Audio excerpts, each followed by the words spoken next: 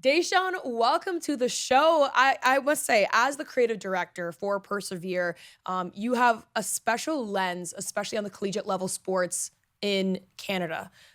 Why now? And I say this with so much respect as a former youth sports athlete myself. Why should Canadians care about youth sports and collegiate sports in general now?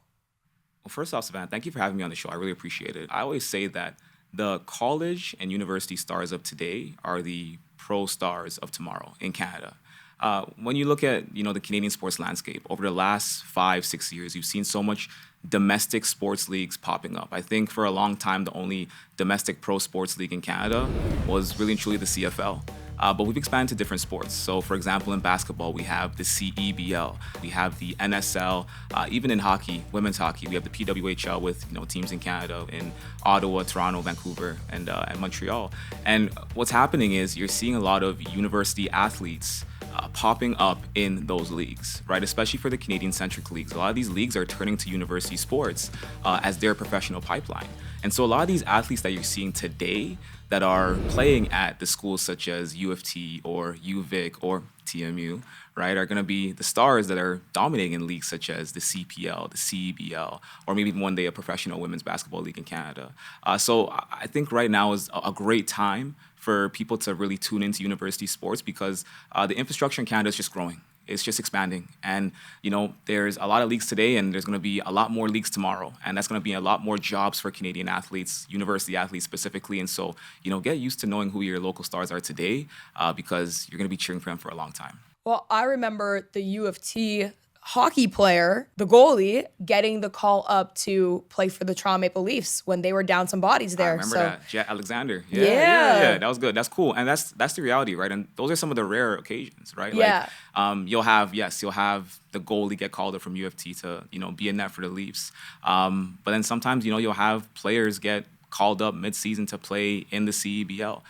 You'll have players get called up to play in the CFL or get drafted and have long careers there. Well, let's dive into one of the biggest storylines happening in youth sports right now. Let's talk some football. The Western Mustangs, they were ranked third coming into this.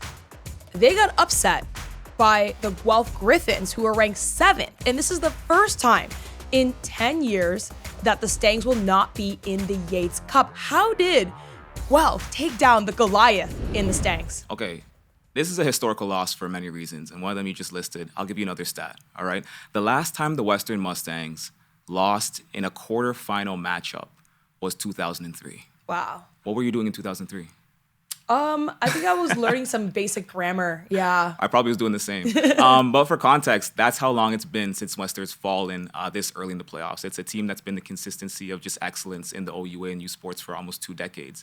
But like you said, all good things come to an end, right? They lost in the quarterfinal on Saturday. And really what it came down to, I think, was a great job by the Guelph Griffins defensively. Now, the Western Mustangs, great offense. They actually have the league's leading rushing attack, led by Ethan Doby, who's the league's leading rusher, who also broke the program record for most rushing yards in a single season.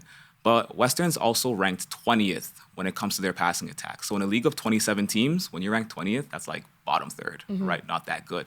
So the consensus all season has been if you can stop the run for Western, if you can close those holes and you can complete your tackles and you can stop Ethan Doby from breaking off big rushes, you will have a chance at beating this team. Well, this gotta sting for a fifth-year senior, Evan Hillock, for the Stangs as well. How do you feel like he's, feeling, I guess, like right now?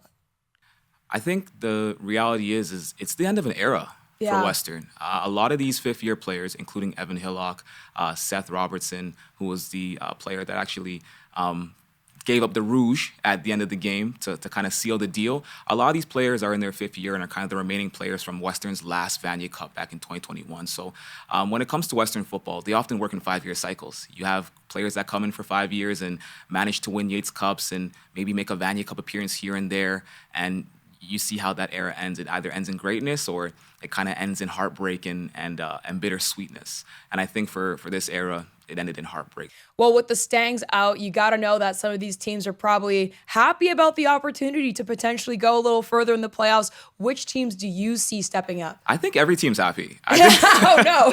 I think every Haters. team's happy. I think every team's happy, right? You hate on greatness. But the landscape is wide open. I think right now the favorites in the OUA are the Laurier Golden Hawks, the team that went undefeated this season. They are the reigning Yates Cup champions and are looking to not only repeat in the OUA, but get back to the Vanier Cup and have a chance at winning a national championship. So Laurier is looking really, really good.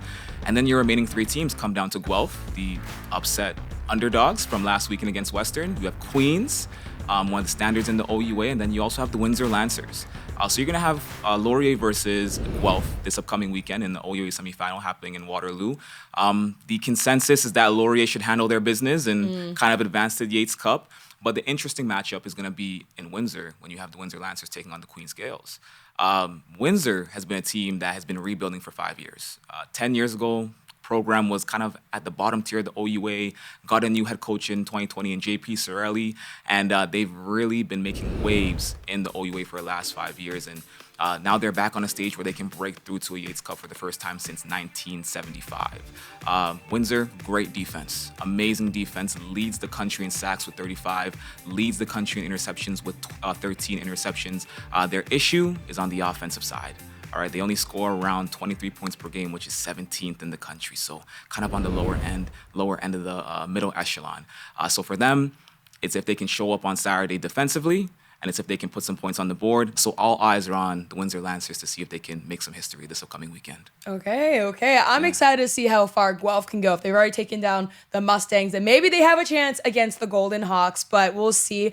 All right, let's switch gears here for a second. Let's talk women's basketball. There's been a lot of transfers. Anything that stands out to you that could spice up the pot? There's a lot of things in the OUA that I think are going to spice up the pot this year. In my opinion, I think OUA women's basketball is probably the most must-watch sport out of all the sports in youth sports, and it's because of the people that are coming to the conference. I might be biased, but I would have to agree with that. I know you're gonna agree with that. I know you're gonna agree with that. But so many new faces. Let's start with Kiara Letlow. Kiara Letlow, Toronto native. She spent her 4 years previously at Cape Breton out in the East Coast. She averaged 20 and 15 last season. She's also the AUS's all-time leading rebounder. She's a 3-time All-Canadian.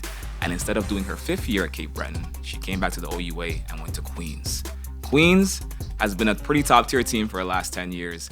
So for them to add Kiara Letlow to the mix automatically makes them a contender. So Kiara Letlow at Queens, number 1, must watch. Next, we're going to look at Guelph, all right? Guelph landed a pretty big transfer this year in Christina Mara. I'll tell you one thing interesting about Christina Mara. She spent 4 years at Wake Forest as a starter. Oh, wow. That's all I need to say.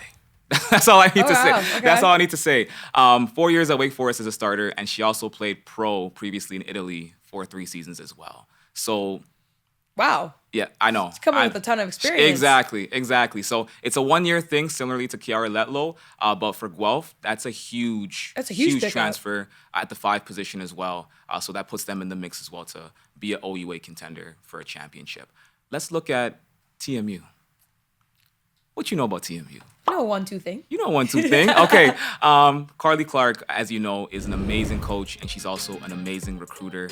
And she worked her magic again this past summer, and she brought in Marion Combe from Calgary, who is a 2-time Canada West All-Star, average 17, 3, and 2 last season with the Calgary Dinos. She is now over at TMU, and she is their new ball-dominant guard, replacing Kaylee Hall, who was their previous ball-dominant guard who graduated last season. So you're replacing an OUA All-Star with a Canada West All-Star, but you hope also becomes an OUA All-Star, right? There's a ton of talent across the OUA, and I think the transfers that have been brought to the conference, it just makes the landscape very must-watch.